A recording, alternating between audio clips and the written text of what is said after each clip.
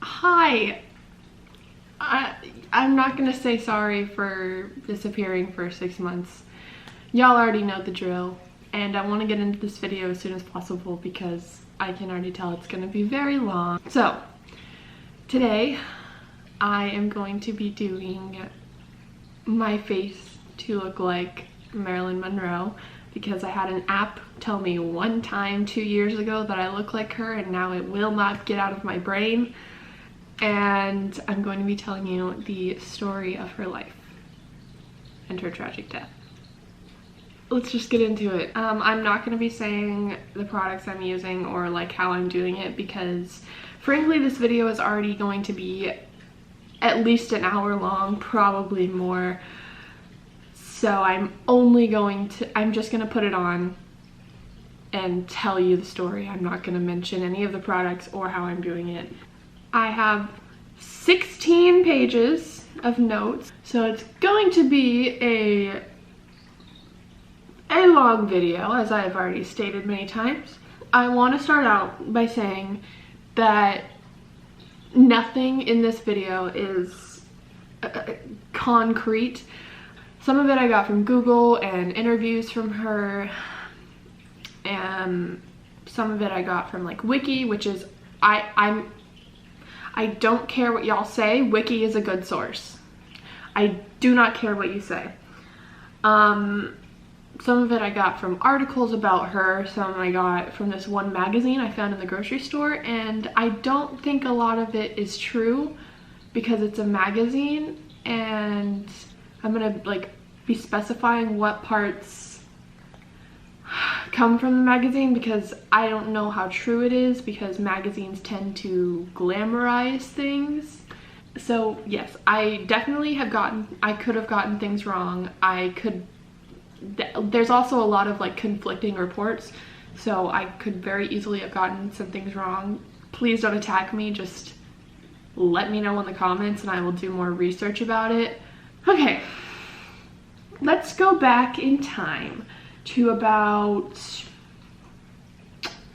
1910s. It's in the 1910s. I don't know the exact year, where a young woman, 15 years old, named Gladys Monroe, married a man named, what am I doing? Literally, what am I doing? Married a man named John. However, I've also seen him called Jasper Newton Baker, who was 9 years older than Gladys and was quite abusive to her. I couldn't find any like concrete reports of the abuse, but I believe it. Most men back in the day were pretty abusive, so I don't doubt it. And based on his actions later, I believe it. I believe it. Gladys and John Jasper had 2 kids. The first one was Robert. He was a son, but he died at age 17, I think. I can't really do math, but I'm pretty sure it's 17. And Bernice, who was born in 1919 and is still alive today. she's really out there, huh? I think she lives in Florida now. Go you, Bernice. Go you. She is the only person who was close to Marilyn who is still alive today. She is 102, which is absolutely crazy. Go Bernice. After 4 years of marriage, Gladys divorced John and gained full custody of her 2 kids. However, John kidnapped them and took them to his home in Kentucky. He just kidnapped the kids. He really did that. In 1924, Gladys married a man named Martin Edward Mortensen, but their relationship only lasted a few months and they divorced in 1928. Norma Jean Baker, although her birth certificate says Mortensen as her last name, Norma Jean was born June 1st, 1926, which is today. Happy birthday, Norma Jean. She would be 95 today. Norma's father's identity is not known. It is still unknown to this day. However, on her birth certificate, it says her father is Edward Mortensen, but what is his name? Gladys and Martin were already separated by this point, so it is possible that he is not the father. However, some do suspect that a co-worker, Charles Stanley Gifford, was the father of Norma Jean.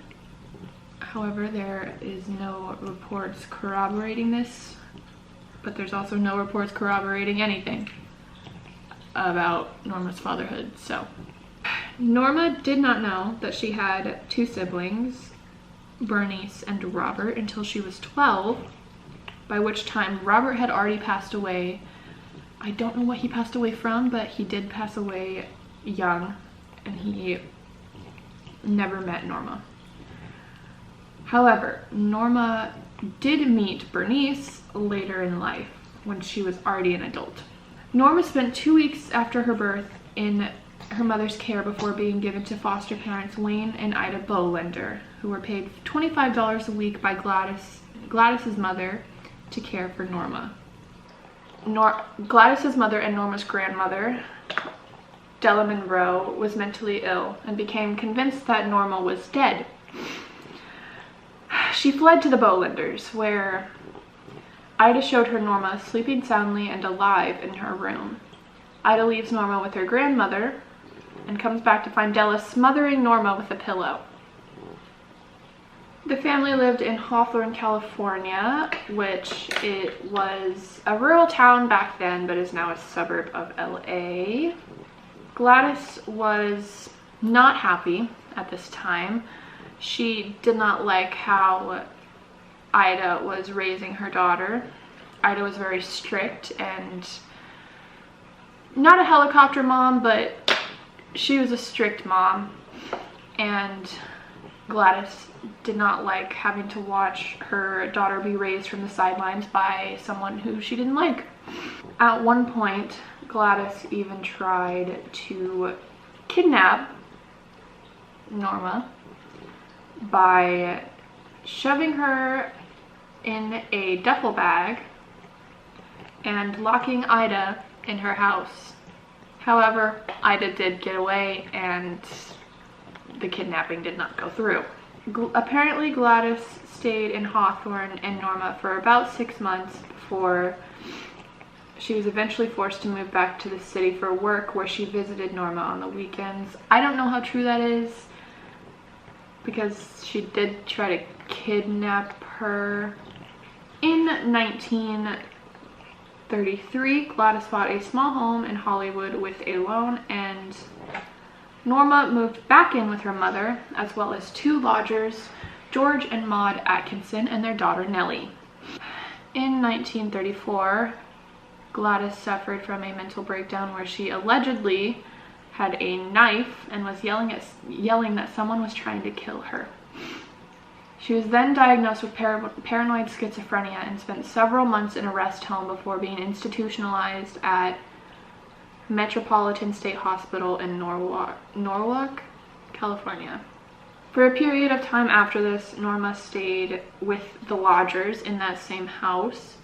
In an interview later in life, Norma spoke about a lodger that sexually abused her when she was 8 years old.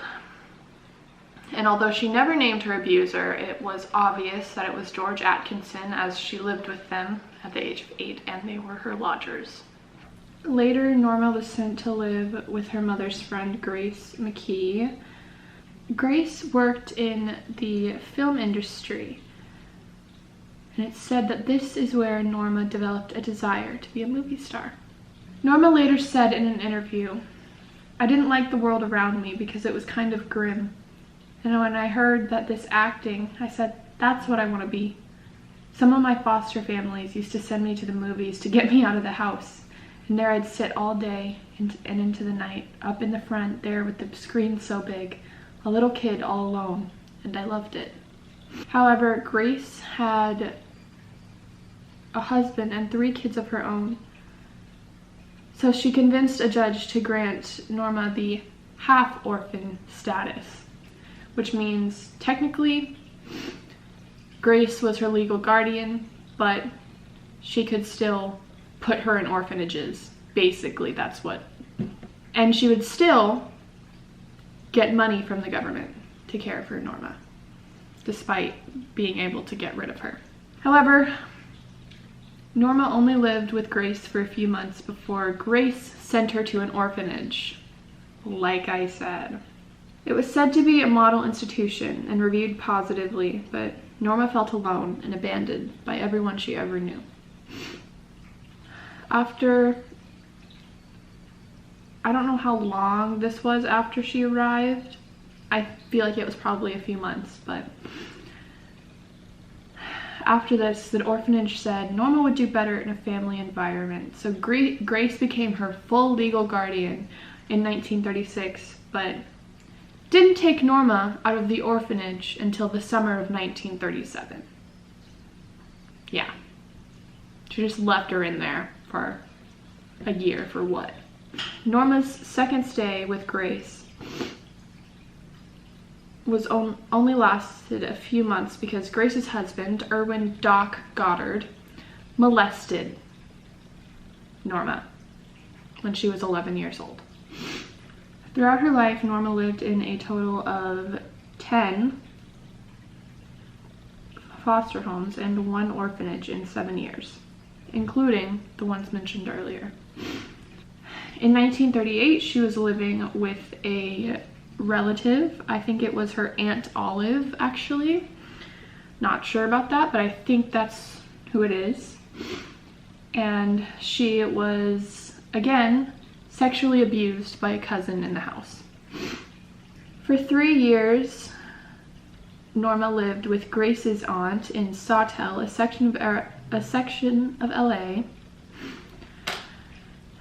where, I think this woman's name is Anna Lauer, by the way, where she went to Emerson Junior High and went to weekly Christian Science services before returning to the Goddards, with the Goddards, aka Grace, in 1941.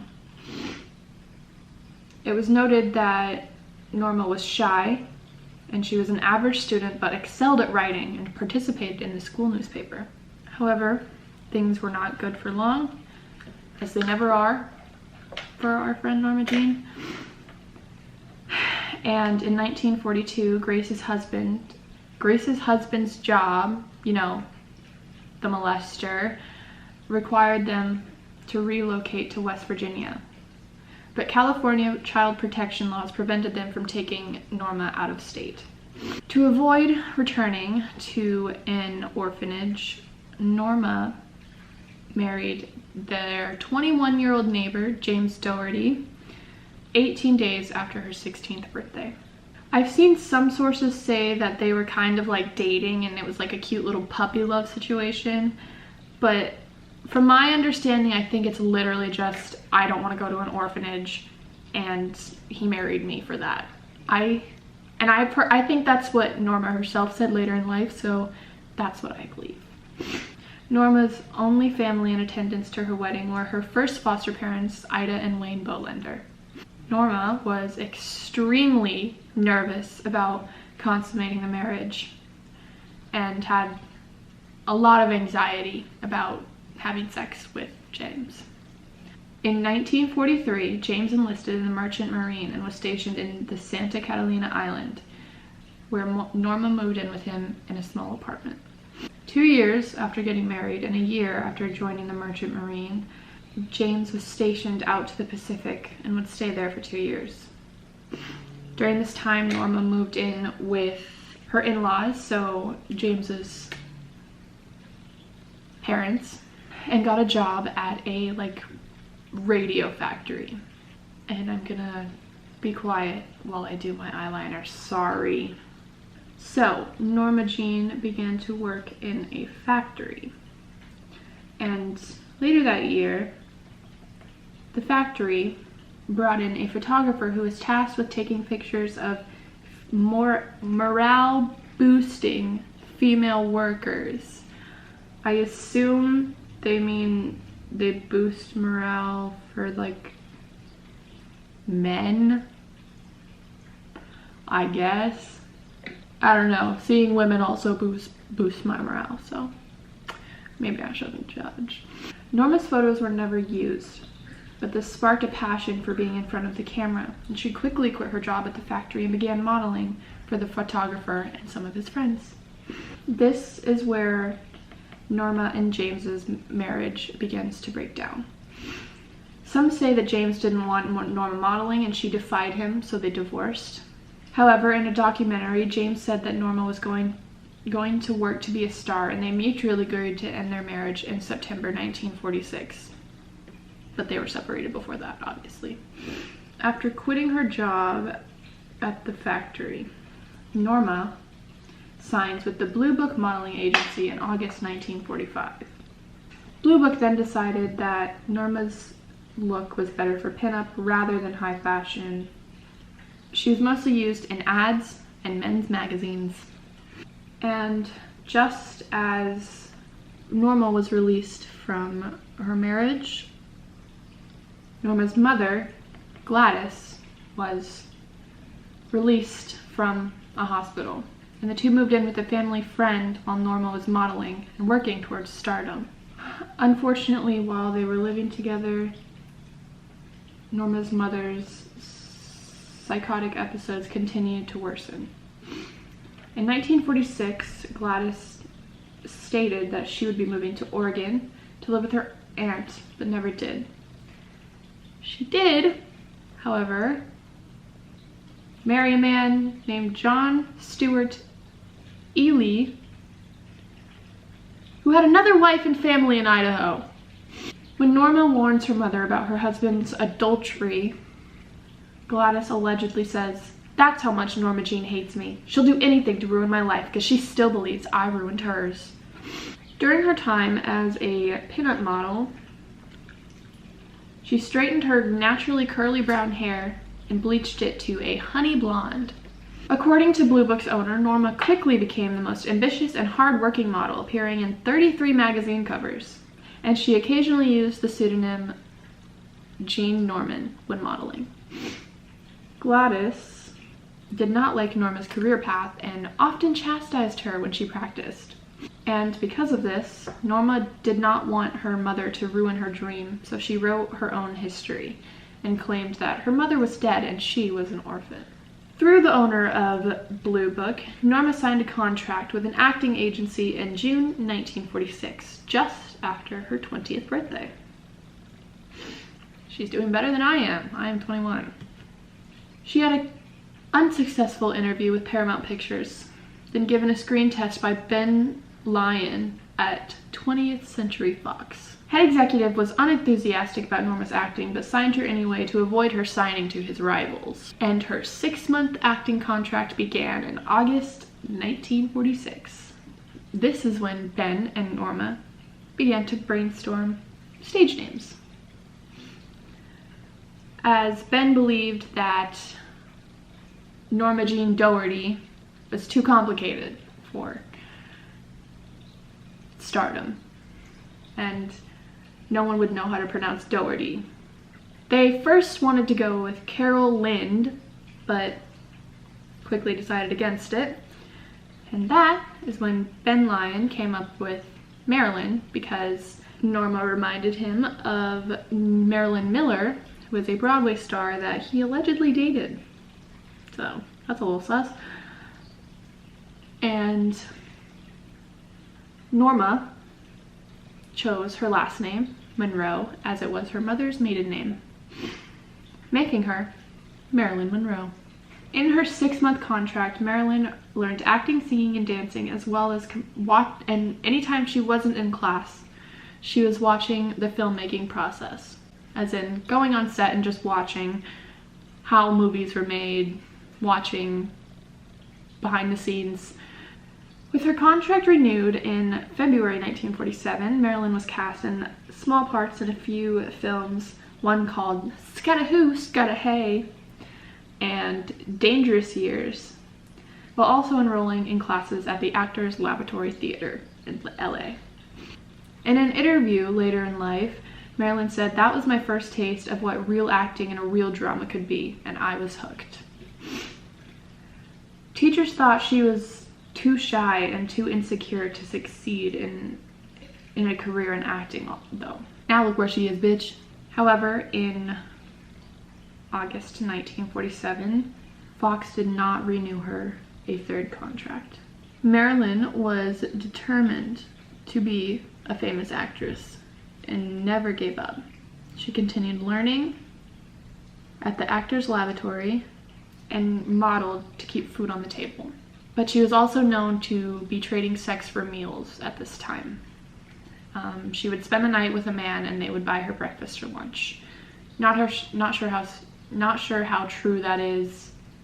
That came from the magazine, but during this time she also landed a small onstage role in the play Glamour Preferred at the Bliss Hayden Theater, but it only lasted a few performances. Then Marilyn met Joseph M. Schneck.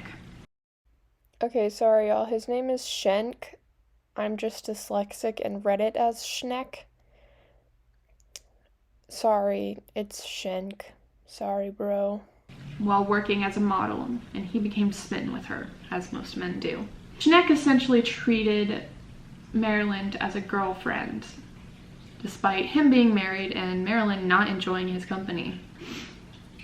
And Marilyn was adamant later in life that she never had sex with Schneck. Schneck did persuade the head executive of Columbia Pictures, Henry Cohn, to give her a contract in March 1948. At Columbia, Marilyn's hair was bleached from honey blonde to the famous platinum white blonde that we now know her as. This could have been inspired by Jean Harlowe or Rita Hayworth. I've seen both. Maybe it was inspired by both. And I think this is also when her hairline was raised and she got her nose and jaw done, but there are no reports on that. But it's pretty obvious that Marilyn did have plastic surgery, which absolutely there's nothing wrong with, but I don't know when it happened, so I just kind of assumed it was here because this is when all of the other changes came with her look. This is also when Marilyn began working with her acting coach, Natasha Lytess. The two became very close and even lived together for a time in their 7 years working together. And it seemed that Natasha was in love with Marilyn, and other students claimed that Natasha was obsessed with Marilyn. Don't know if that's true, that's from the magazine. Marilyn's only film in 1948 in her Columbia contract was the low-budget musical Ladies of the Chorus, which Marilyn went on to call awful later in life. She did not like that movie. She did have a screen test for another film, but nothing came of it, and her contract was not renewed. Marilyn said this was because she refused to sleep with Cohn. After another failed contract and still low on money, Marilyn returns back to modeling to survive. She does an ad with Pabst Beer and poses nude for photographer Tom Kelly under the pseudonym Mona Monroe. Not long after her departure from Columbia, Marilyn meets Johnny Hyde, VP of William Morris Agency. Hyde fell deeply in love with Marilyn, despite being married for 20 years with children. It's said that they had a deal. Hyde would make Marilyn a star if she could give him something in return. Soon after meeting Hyde, Marilyn was given a small part of less than 60 seconds of screen time in a film called Love Happy.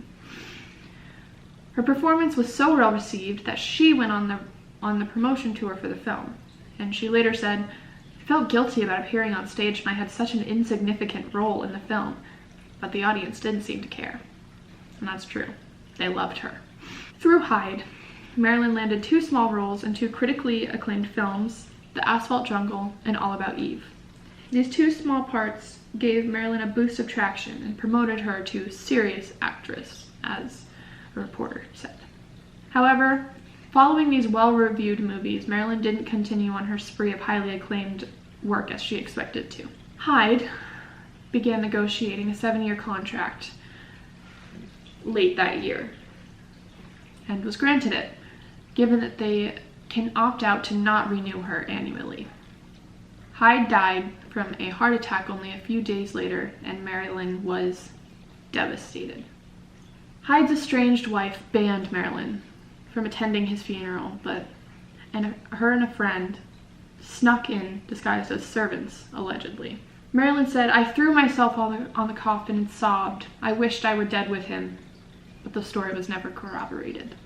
And she later in life said, "No man had ever looked on me with such kindness. When he put his arms around me and said he loved me, I knew it was true. Nobody had ever loved me like that. I wished with all my heart I could love him back." And by this, she means Hyde asked her to marry him many times, but she always said no because she didn't want to marry someone she didn't love. In 1951 and 1952, Marilyn had supporting roles in moderately successful films and had many short relationships with different men, which I personally don't really think is important to her life story, and most of them have little known about them and don't mean much in the end. And I'm not sure if a lot of them are true, so I didn't put them in the video. If you want to look up how many men she dated for a few months, go crazy. I don't think it matters that much. This isn't about men. This is about Marilyn, okay? Okay. In 1952, I think, Marilyn stole the show with a small part in Clash by Night. And the head of Fox, Daryl Zanuck, who has long disliked Marilyn and believes she is not talented, begrudgingly gave her a screen test for a mentally disturbed babysitter and Don't Bother to Knock. Marilyn spent 2 days non-stop working with Natasha Lytess in preparation for the screen test and was extremely anxious. She ended up doing so well on this screen test that Zanuck congratulated her, which surprised her. Lytess said she was so insecure and unsure of her ability. Any validation at all was considered high praise. Which, hey, that's me. I get it, girl. In 1952, Marilyn also suffered from appendicitis and had to get her appendix surgically removed. This terrified her, and she allegedly, this is from the magazine, even wrote a note and taped it to her stomach, begging her surgeons to make sure she still has her uterus, and the fact that she's a woman is important to her, and begging not to leave a huge scar after. Marilyn's reproductive organs were untouched, of course, but this surgery left her a large scar on her lower stomach for the rest of her life, which was always covered in pictures and edited out of films. In March of this same year, Marilyn was in a scandal because 3 years ago, remember, Marilyn posed nude for a photographer for a calendar. This calendar was released, obviously, and people were like, she looks familiar. And of course, there began to be public rumors. Instead of denying it and acting ignorant about it, Marilyn confessed that these nude photos were her. She defended her actions, not that you have to defend your actions. If you want to take nude pictures, take nude pictures. Bitch, if I had her body, I would too. And said she did it for money at the time as she was starving. This gave her sympathy from the public, and Fox released her 2 latest films to capitalize on the public interest. Around this time, Marilyn also started dating the retired Yankees baseball player Joe DiMaggio. Remember him? Marilyn was now considered a sex symbol in the industry, but she wanted more than that. She had a desire to be seen as a serious actress by the public.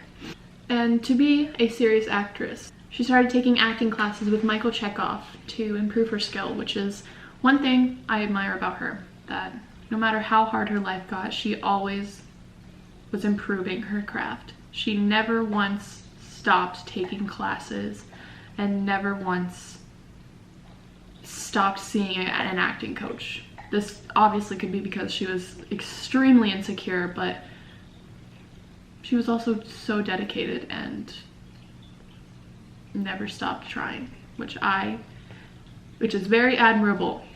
Leave my girl alone. 3 other films in 1952 included Marilyn in the cast, but all of them just played into her sex symbol persona. Marilyn was said to play into this sex symbol persona by saying in an interview that she wore Chanel 6 when asked what she wore to bed. However, Marilyn later said that she wasn't trying to be funny and clever, she just answered the question honestly and didn't know why it was being made out to be such a big deal. It was considered scandalous to say that you sleep naked, apparently. And it was at this time that Marilyn developed a reputation to be hard to work with, as she would show up late, couldn't memorize her lines, and wanted to do several retakes, and would would need to have her acting coach on set with her at all times. These are due to her extreme perfectionism, low self-esteem, and insecurity in her abilities. This is also attributed to the condescension and sexism from her male co-stars and director. Another biographer stated that she was often bullied by her directors as well. This year, Marilyn begins to use barbiturates, amphetamines, alcohol to alleviate her anxiety and chronic insomnia. 1953 was Marilyn's year. She starred in 3 major films released this year and became one of Hollywood's most bankable performers. The first was Niagara, a film where Marilyn played a femme fatale plotting to murder her husband. So it played into her typecast of sex symbol and nothing else. However, this was the most overtly sexual film Marilyn had ever done, and at times in the film she was only covered by a sheet or a towel, which was considered scandalous back in the day. There was also a 30-second long scene where Marilyn is walking with her hips swaying, and it was used heavily in marketing. This is where they coined the term horizontal walk. You're fucking nasty, bitch. The second film in 1953 is my favorite, and I think a lot of people's favorite. It was called Gentlemen Prefer Blondes. In this movie, she played a showgirl opposite Jane Russell, and she was considered the dumb one because she was blonde, obviously. And this is where she gets her persona of the dumb blonde. I've seen this movie. I think it's pretty cute just because Marilyn is adorable in it, and the friendship between Jane Russell's character and Marilyn's character is really cute. It was one of the big box office successes of the year. However, Marilyn was only paid around $11,000 to her co-star Jane Russell's $400,000. Marilyn then said later in an interview, "I couldn't even get a dressing room. I said, finally, I really got to this kind of level. I said, look, after all, I am the blonde, and it is Gentlemen Prefer Blondes." Because they kept saying, "Remember, you are not a star." And I said, well, whatever I am the blonde. The audio clip of her saying this is so cute. She did eventually get a dressing room, however, she never came out of it due to her anxiety. Gentlemen Prefer Blondes was released in July. Marilyn and Russell printed their hands in concrete outside the Grauman Chinese Theater, the same theater Marilyn went to as a child with Hollywood dreams. This was also Marilyn's biggest breakthrough to date. The third big hit movie of 1953 was How to Marry a Millionaire. This character, the character that Marilyn played in this movie, was essentially the same as the one she played in Gentlemen Prefer Blondes. It came with mixed reviews, but it was Marilyn's biggest box office hit to that point. While being a great year for Marilyn professionally, it was not as great behind the scenes. This year was the year that her former foster mother and her inspiration for acting, Grace McKee Goddard, died. And while I don't like Grace, Marilyn did. Grace was diagnosed with uterine cancer in May, and Marilyn then dedicated that entire summer to caring for Grace and giving her the best doctors in LA. However, in July, Marilyn had to leave to shoot another movie in Canada, I think. And she knew that this would be the last time she saw Grace, and unfortunately, that was true, as Grace passed away on September 23rd. Bernice, her sister, later said, "Grace's death seemed terribly sad and needless to me and Marilyn. We never really got over it." Also, in 1953, something else happened. So, as a lot of people know, Marilyn was on the cover and the centerfold of the very first Playboy. However, she did not consent to this. Hugh used pictures that weren't his and promised one full covered nude of the actress inside. Marilyn did not consent to Hefner using her pictures, clothed or not, and he did not pay her a single dime of the earnings either. The two never even met. And this is a really sad quote from Marilyn. "I never even received a thank you from all of those who made millions off a nude Marilyn photograph." In 1954, Marilyn had become one of 20th Century Fox's biggest stars. Her contract remained the same, meaning she earned far less than her co-stars and other actors of her stature, and she couldn't choose her own projects as the others could. Marilyn had tried many times to be in films that portrayed her as more than just a pinup sex symbol, but the Fox head exec, Daryl Zanuck, who still disliked Marilyn, denied her requests every single time. Because of this, Marilyn refused to shoot the musical comedy The Girl in the Pink Tights, causing Zanuck to suspend Marilyn. Good for her. During this time, possibly to combat the negative press she was getting from being suspended, she married Joe DiMaggio at the San Francisco City Hall on January 14th, 1954. In her vows, Marilyn asked Joe to promise that if she ever died before him, he would place fresh flowers on her grave every week. The two then traveled to Japan, combining Joe DiMaggio's business trip with their honeymoon. On this trip, Marilyn went to South Korea to perform for American troops.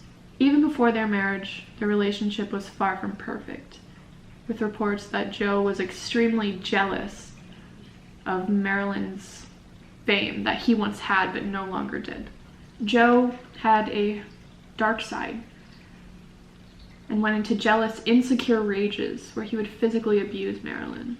Joe Jr., Joe's son, "I was asleep downstairs and I woke up to the sound of my father and Marilyn screaming. After a few minutes I heard Marilyn race down the stairs and out the front door, and my father running after her. He caught up to her and grabbed her by the hair and sort of half dragged her back into the house. She was trying to fight him off but couldn't. People working on set with her would say she would come in with bruises here and there that they would cover up with makeup. And once she was eager to show him the film she'd been working on, but he just stood there, a big lug of a man, so unpleasant and unsupportive. Marilyn said she knew it wouldn't be an easy marriage, but she didn't know the abuse she would have to suffer. When she didn't respond the way he wanted her to, he became physical. On one occasion, he ripped an earring from her lobe and scratched her face. In September of 1954, Marilyn began shooting The 7-Year Itch, which is the movie with her infamous scene where she stands over a subway gate in her white dress and it flows up, exposing her underwear. Marilyn was actually wearing two pairs of underwear for extra modesty, but still thousands of people showed up to watch her film this scene, and a man said he had no issue seeing through her sheer panties. Yeah, okay. This enraged DiMaggio, and he showed up and gave the look of death. The altercation that night was so loud that other hotel guests complained to the front desk, and she showed up the next day with bruises on her back. That's from the magazine, so take it with a grain of salt, but I wouldn't be surprised. This was also a huge publicity stunt for The 7-Year Itch and drew in, I'm sure, plenty of viewers. However, this shoot also marked the end of Marilyn and Joe DiMaggio's marriage. In October, Joe DiMaggio was served with divorce papers as soon as Marilyn returned from New York to LA, citing mental cruelty as the reason for the divorce. The two were married for only 9 months. Joe DiMaggio was destroyed by the divorce and never stopped trying to win Marilyn back.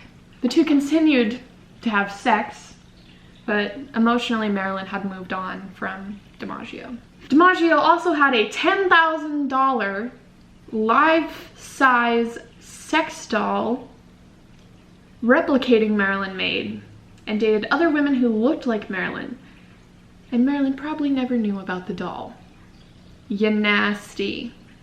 After returning from the 7-Year Itch, Marilyn and photographer and friend founded their own company, Marilyn Monroe Productions, which later would be a monumental step in the fall of the studio system. And the studio system is basically like the system that fucked Marilyn over and like kept making her get like the wrong pay, basically just signing to a studio rather than signing to a movie. Marilyn once again stated that, "I am tired of the same old sex roles. I want to do better things. People have scope, you know," and said that she was no longer contracted to Fox, and as they hadn't held up their end of the deal. Marilyn was torn apart in the press for this, and there was even a Broadway play mocking her, produced at this time. After founding MMP, Marilyn took 1955 off to study acting and improve her skill. She studied method acting with Lee Strasberg at the Actors Studio while living in New York City. Due to her shyness, she received private lessons in their home and soon became a family member to the Strasbergs. I saw somewhere that she even lived with them and went on vacations with them and stuff, like a literal family. I don't know, that might have been like a fever dream, but I swear it's true. Don't get mad at me if I'm wrong though. During the same time as starting method acting, she started going to psychoanalysis because method acting teaches you to bring your past experience to your character, which did help Marilyn improve her acting, but also brought up a lot of emotional trauma to the forefront of Marilyn's mind. She became depressed around this period, possibly from the method acting bringing up things she may have blocked out of her brain. And this is why method acting is not used anymore. I go to acting school, so I know this like firsthand. This is why method acting is not used anymore, because it's harmful to the actors. It doesn't, though the benefits don't outweigh the risk. So this is why no one method acts anymore, and I don't think it's taught anywhere. If it is, let me know, and I'm sorry that you're going through that. I block my shit out because it needs to be blocked out. I don't block it out so I can then later in life figure it out through a fucking acting class that I'm traumatized. Marilyn started going to therapy 3 to 5 times a week, but this actually only made her mental health worse, says Bernice. Despite method acting worsening her already fragile mental health, it did help improve her acting. Throughout 1955, Marilyn continued having sex with Joe DiMaggio and also dated actor Marlon Brando for a few months, as well as having an affair with playwright Arthur Miller. Marilyn and Marlon remained close friends for the rest of her life, and they talked on the phone only a few days before her death, which made my heart happy. The affair with Miller came more serious in October when Marilyn's divorce was final and he had separated from his wife. They actually met in 1952, but remained strictly friends until their reunion in 1955. I actually have one of Arthur Miller's plays. I have The Crucible in my room right now. I've never read it, but I own it. Marilyn was madly in love with Miller, but she didn't want him to leave his wife for her, and she was worried that she wasn't smart enough for him. Marilyn's studio urged her to end the relationship with Miller because he was being investigated for allegations of communism, but she refused, which led to the FBI opening a case on her as well. I swear to God, these lashes make all the difference. I feel like now I actually look like her. This is my cat. By the end of the year, Marilyn had signed a new 7-year deal with Fox because MMP could not finance the films on its own, and Fox was desperate to work with Marilyn again. She said, "I know you want me, so hand it over." Or maybe she didn't, I don't know. I wasn't there, but I would say that. Marilyn was given $400,000 to make 4 films with the ability to choose her own projects, directors, and cinematographers, and the ability to make 1 free film with MMP per each film with Fox. Seems like a pretty good deal. First thing Marilyn did in 1956 was announce her win over Fox, and the press was once again on her side. Despite being assholes a year ago, Look said she was an example of the individual against the herd for years to come. Time called her a shrewd businesswoman.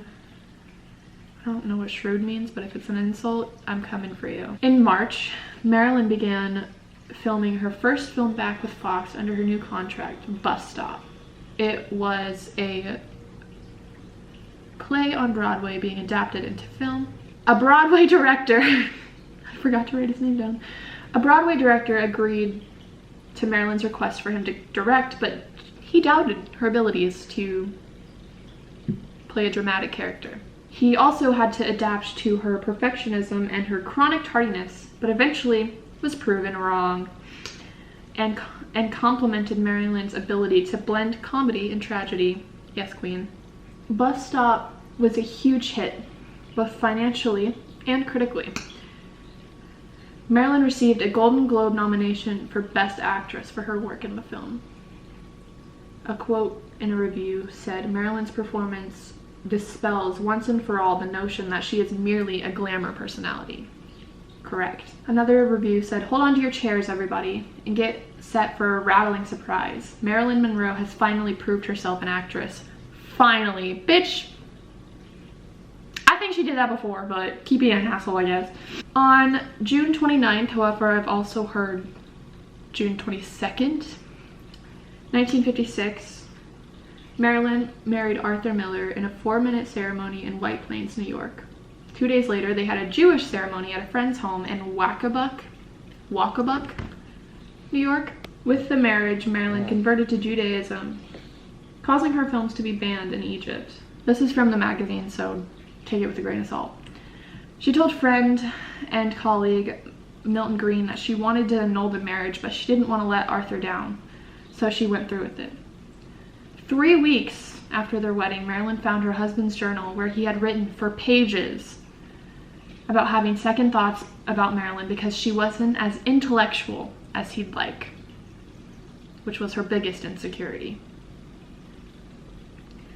The press were also saying the exact same thing, just confirming Marilyn's insecurities about herself. Simply cannot imagine having such a big insecurity about your intelligence, and then having millions of people around the world saying the same thing. In August, Marilyn started filming MMP's first independent movie, The Prince and the Showgirl, in London, directed, co-produced, and co-starred by Laurence Olivier.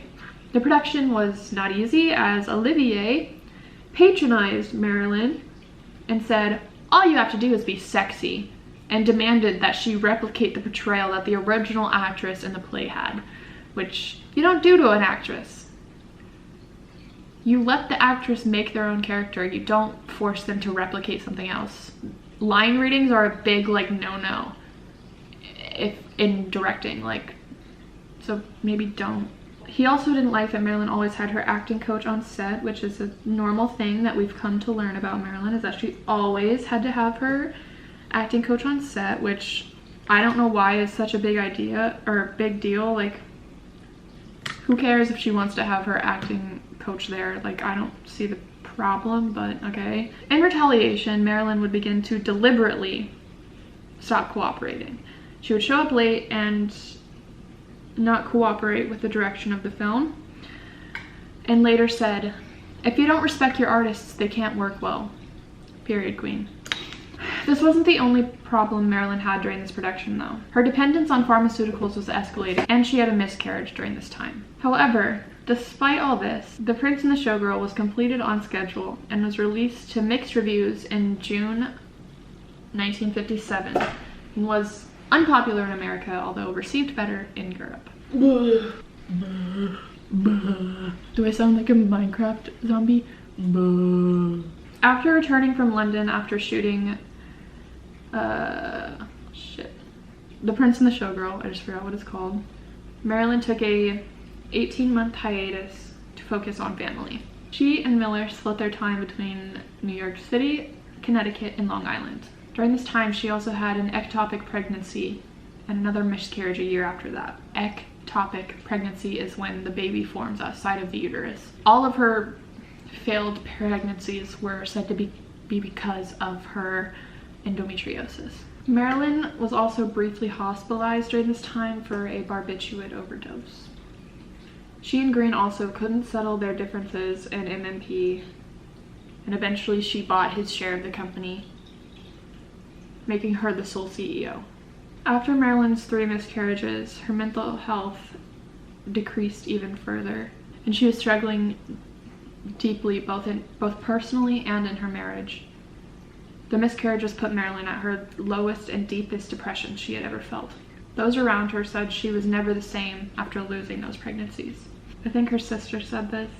"Arthur told me that he thought she needed psychiatric help, and she would start screaming at him for no apparent reason. He wasn't sure if it was the drugs or the alcohol she was drinking or just her mind breaking down on her. He told me she stopped going to her psychiatrist after losing the baby." And Marilyn and Arthur's relationship was always highs and lows, but these losses really took a toll on Marilyn and in turn on their relationship. Marilyn returned from her hiatus in July 1958 to act in a comedy called Some Like It Hot. It seems that Marilyn originally didn't want to take the role because their part was just another dumb blonde role, but she accepted it after her husband encouraged her to, and she was promised 10% of the film's earnings on top of her normal salary. Marilyn's behavior in this movie has become infamous. She asked for dozens of retakes, couldn't memorize her lines, and didn't take direction well. Her co-star Tony Curtis said kissing her was like kissing Hitler because he had to do it so many times. I feel like there's a better analogy you could have made there, my friend. She mainly butted heads with director Billy Wilder about how she wanted to play the role. He became angry at her when she wanted to alter scenes, which made her anxiety even worse. However, in the end, Wilder was pleased with Marilyn's performance and claimed anyone can remember lines, but it takes a real artist to come on the set and not know her lines and yet give the performance she did. Some Like It Hot became a critical and commercial success, and Marilyn won a Golden Globe for Best Actress. Yay! She finally got her Golden Globe. It has also been voted one of the best films ever by BBC, American Film Institute, and Sight and Sound. I don't know what Sight and Sound is. Y'all gonna have to look that one up. After this, Marilyn took another 4 to 6 month hiatus until late 1959. and agreed to do a musical called Let's Make Love, which she chose the director for, and had Arthur Miller rewrite some of the script she considered weak. She only accepted this part because she was behind in her contract with Fox. And the film's production was delayed due to her frequent absences. Marilyn also had an affair with Let's Make Love co-star Yves Montand while shooting the film. This was reported widely in the press and used in the movie promotion. Yves then went on later to vilify Marilyn, saying, "Had Marilyn been sophisticated, none of this would have ever happened. Perhaps she had a schoolgirl crush. If she did, I'm sorry." Fuck you, bro. What a bitch. What an asshole. Let's Make Love was unsuccessful, and Marilyn's performance was reviewed saying she lacked her usual passion. Marilyn's last completed film was John Huston's The Misfits, which Miller had written himself to give Marilyn a dramatic role. Their marriage was already on the rocks, but this film is what brought them to their breaking point. Marilyn's makeup artist on the film said the two hated each other so much he didn't know how they got through the movie. Arthur wrote Marilyn's character based on herself and drew aspects from their relationship to put in the script. Why did he do that? I don't know. To be mean, maybe? Someone on set said. Marilyn also thought her role was inferior to the three men opposite her, and disliked that he often changed scripts the night before filming, making it even harder for her to memorize her lines. It was also during the filming of The Misfits that Dr. Ralph Greenson, I think he was her physician, prescribed Marilyn 3 times the maximum amount of barbiturate Nimbutal for her worsening mental health. 3 times the max amount. I don't know if the max amount is the lethal amount, but the 3 times. 3 times. Marilyn's physical health was also declining. She was suffering from pain in her gallstones, and her dependence on drugs was so severe that often her makeup was applied while she was lying flat on her back in bed because getting up was so difficult. My hair looks silver right now on camera. It does not look like that in real life. It looks very silver on camera. I just look blonde in real life. In August, filming halted for a week while Marilyn was in the hospital detoxing her drug use, but I've also heard that this was because of a mental breakdown. However, the director still complimented her work on the film and gave her many praises. The Misfits reviewed mixed reviews when it came out, but it has since been reviewed highly in the 21st century. After the wrap of The Misfits, Marilyn divorced Arthur Miller in January of 1961. Hey mama, welcome to the 60s. Whoa, oh, oh, oh, oh. Oh, mama, go, go, go. And remained out of the spotlight for 6 months while battling health issues. And the next big chunk is gonna be from the magazine, but I definitely believe that it happened, but I'm gonna let you make your own conclusions. In February, she confided in a friend that she considered jumping from her 13th floor apartment in New York City, but stopped at the last minute.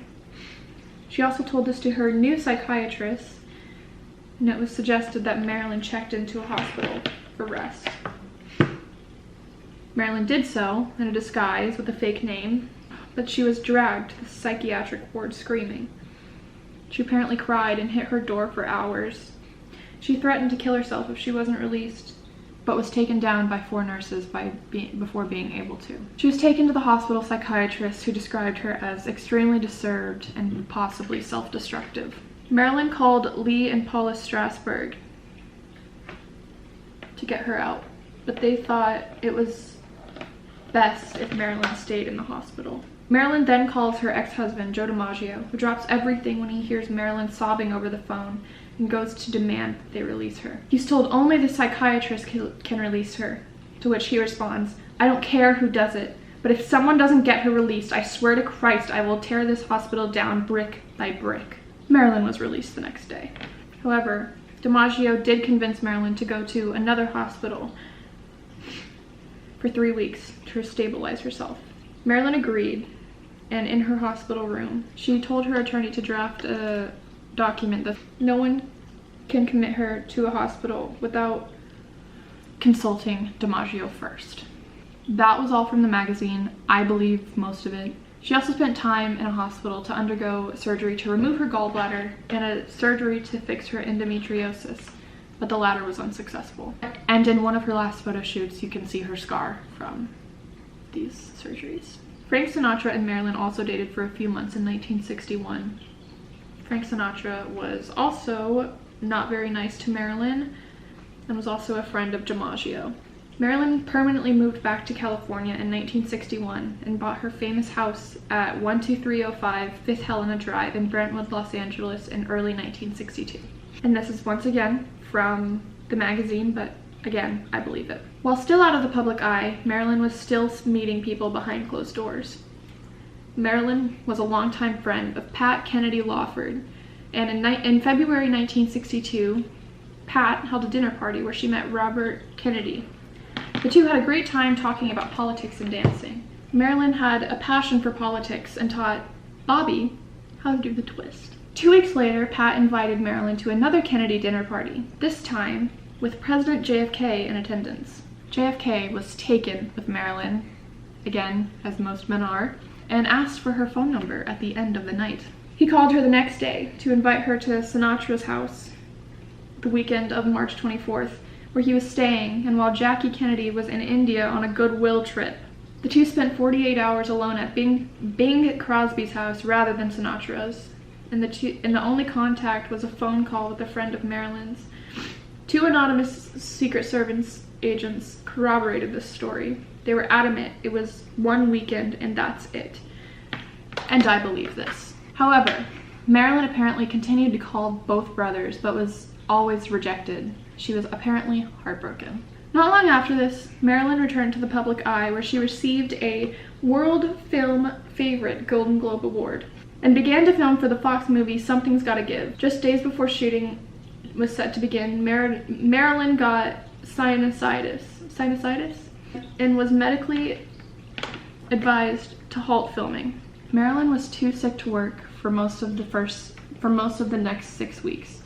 The studio demonized her by saying she was faking it to the press, despite the sinusitis being confirmed by multiple doctors. Marilyn did, however, take a break to go to Madison Square Garden and sing Happy Birthday to JFK in the now notorious Happy Birthday, Mr. President, in a skin-tight nude dress covered in rhinestones, making her look naked. I feel like it's pretty obvious that she's not naked. Y'all are just scared of women's bodies, I guess. On June 7th, 1962, Fox fired and sued Marilyn for $750,000, the amount her absence had cost while she was out sick from filming.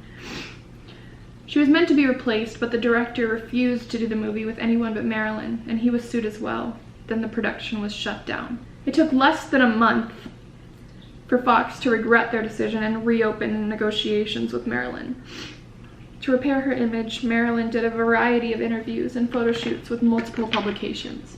She did 2 interviews with Life and Cosmopolitan and did 2 photo shoots for Vogue. One photo shoot was a standard fashion editorial, and one was in the nude, and it's now called The Last Sitting. This is also from the magazine, so take it as you will. On July 27th, 1962, Marilyn traveled to Frank Sinatra's lodge with Pat Kennedy and her husband for a getaway the two hoped would cheer Marilyn up. One night, Marilyn excused herself to her room, and when Pat went to check on her, Marilyn was violently ill, to which Frank Sinatra forced her to leave. Marilyn returned to her Brentwood home on July 29th and spent the next 6 days cooped up there, other than to buy houseplants. Me too, girl. Marilyn spent a lot of her time in her house on the phone with different people. One call was to her first and likely only father figure, Wayne Bolender. She asked, "Daddy, are you disappointed in the way my life has turned out?" He answered, "Norma Jean, I promised you on your wedding day I would always love you, and I will keep that promise till the day I die." She also, however, made business calls, as in planning for the future.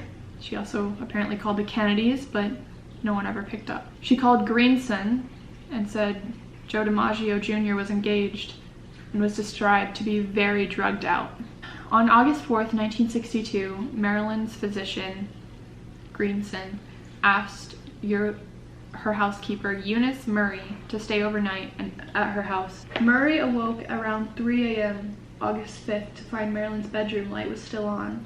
Concerned, Mary called Marilyn's psychiatrist, Ralph Grayson, you know, the one that prescribed her 3 times the maximum amount of barbiturates. Yeah, that one. Also, I know I said that was her physician. Apparently it was her psychiatrist, so sorry. Grayson came over and broke a window to get into Marilyn's room and found Marilyn unresponsive on her bed. Marilyn's physician, Hyman Engelberg, was called and arrived around 3:50 a.m. and pronounced her dead at the scene. LAPD was notified around 4:25 a.m. Marilyn died between 8:30 and 10:30 August 4th, and the cause of death was acute barbiturate poisoning. The possibility of the death being an accidental overdose was ruled out because the dosages found in her body were several times the lethal amount. However, someone prescribed her 3 times the maximum amount of barbiturates. Weird! There's a lot of debate over if it was intentional or accidental, the overdose. Personally, I'm leaning towards it was an accidental overdose, just because we've seen Marilyn do this before. She has overdosed before, and maybe, I guess, some people thought she would learn, but you know, she was very sick and wanted to do whatever she could to take away all of her pain, and unfortunately it's very possible that she took too much, especially since she was prescribed 3 times the maximum amount of barbiturates from her doctor. Just saying, seems like a likely occurrence. And Marilyn was making plans and making business plans just a few days before her death, so I think it was probably an accidental one, which is just so sad. And then of course there's the conspiracy theory that she was having this long secret affair with JFK, and she had to be murdered because of it, because she found something out that was dangerous, so she had to be murdered. I think it's pretty obvious that that's not what happened. Look at me, oh my god, I look just like Marilyn. And especially since the Secret Service said that they were only involved for a weekend, I feel like that makes, like, why would they say it was just a weekend and then still murder her? I don't get it. I think it's really obvious that Marilyn was a very troubled, and she was in a lot of pain, and she only wanted that pain to go away, which unfortunately ended her life. Her death, Marilyn's death, was a shock around the world, in the front page of every paper. Marilyn's funeral was August 8th, 1962, arranged by Joe DiMaggio, Marilyn's sister, Bernice Baker Miracle, and her business manager, Inez Melson, and was attended by only a few close people. Tchaikovsky's Symphony 6 and Judy Garland's Over the Rainbow, 2 of her favorite songs, were played during the ceremony. DiMaggio leaned over her casket and cried, I love you," and would never return to her grave himself again. Despite being a small ceremony, thousands crowded in the streets around the cemetery to mourn the loss of a great life. Marilyn was laid to rest in Crypt 24 at the Corridor of Memories. A quote from someone close to Marilyn said, "Her death has diminished the loveliness of the world in which we live." Until his death in 1999, Joe DiMaggio had fresh flowers delivered to Marilyn's tomb 3 times a week, just as she asked in her wedding vows. Marilyn's legacy is obviously huge. People are still talking about her in 2021.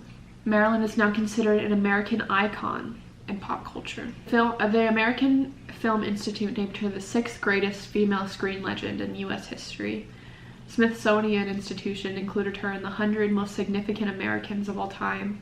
Variety and VH1 both placed her in their top 10 greatest pop culture icons of the 20th century.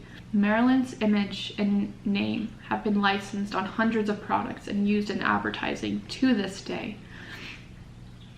Marilyn also remains the topic of discussion in mass media, fame, and consumer culture to this day. But yeah,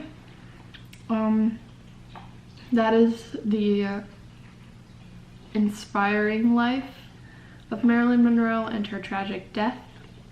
Marilyn was 36 years old when she died. She would be 95 today. If this goes up on her birthday, she would be 95 today. And it's just really sad that the world lost such a great life so soon. I also feel like I look a little bit like Dolly Parton, which I'm also not mad about. Take everything with a grain of salt. I'm not an expert. I'm just a 21-year-old who loves Marilyn Monroe and wanted to make a video about her. Yeah, I hope you guys enjoyed. I hope you learned something about such a great person, such an inspiration, I think. Yeah, hope you guys enjoyed, and I will see you soon. I'm not gonna make any promises though.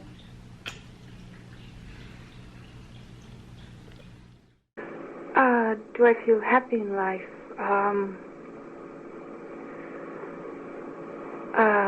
Let's see.